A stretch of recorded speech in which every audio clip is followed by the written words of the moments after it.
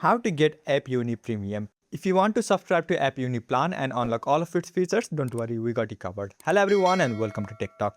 So first thing first, make sure you have APEUni app or access it via any web browsers. So open it.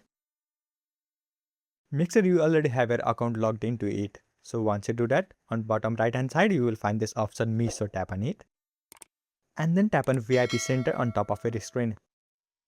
And here you can find multiple plans that you can subscribe. So simply scroll through it, find the plan that you want to subscribe and then tap on it.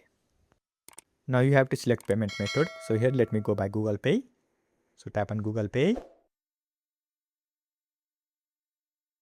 And once you do that, here you will find different options that you can pay with. So you can simply pay with card or PayPal. So here let me go with card.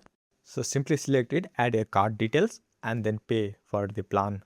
Once the payment is processed, you will have all the premium features available on your app. So this is how you can subscribe to APEUni. I hope you found this video helpful. Thank you for watching. Follow us for more helpful tutorials. Subscribe.